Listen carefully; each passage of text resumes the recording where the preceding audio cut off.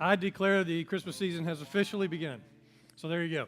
Because it seems like that it is unofficially begun like 2 months ago, right? It's like, good grief, how early are we going to start Christmas every year? Anyway, but we are officially in that season now of generosity, of thinking outside of ourselves as we buy gifts for other people. Our church is in that same mode of thinking of other people outside the four walls of this church as we continue to be generous. We're going to do that this year by raising the funds necessary to add to our medical clinic in Uganda. And I'm very excited about this. This is the result of lots of vision over the years, not just to have a medical clinic, that was important, but all the things that this clinic would be able to do over time. And I really think that there'll be lots that we can do with it in the future as well. But today, specifically, I want to talk about an addition that we're going to make to that. But if you have your worship card, you might want to look at that right now.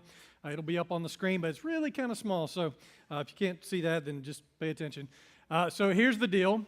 In the community of Buloba, like many rural communities in Africa, community health is a big issue. It's a big problem and really a big struggle. Helping people deal with some of the diseases and things like HIV and AIDS or malaria, other types of communicable diseases, that is a big hurdle to jump. And so that's kind of the problem that we want to try to help solve, partnering with the church there in Buloba.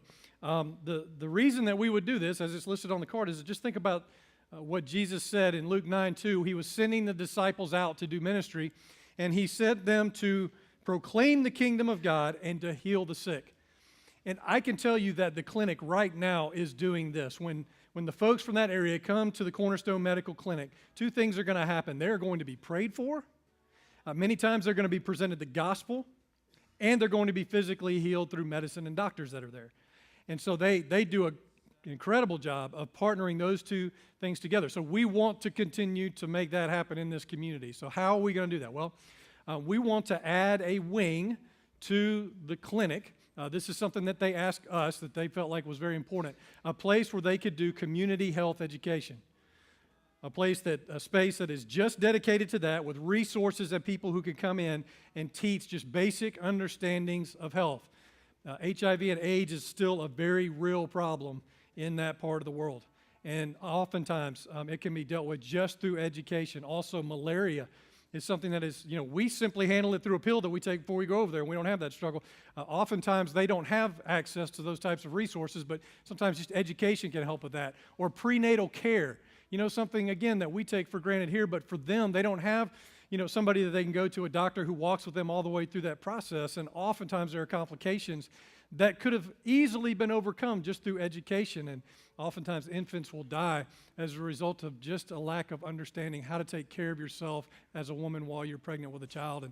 And so those are just a few of the things that this wing can help in terms of educating people how to deal with health in their community. Also, it's a place where Africa Renewal University can send people to do a practicum who are getting a degree in community health, because that is a big degree at the university. So they can come and learn while they're there.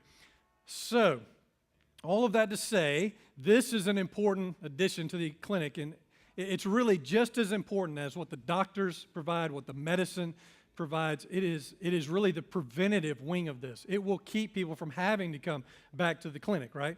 So this is something that is important, and they have designated to us this is vital.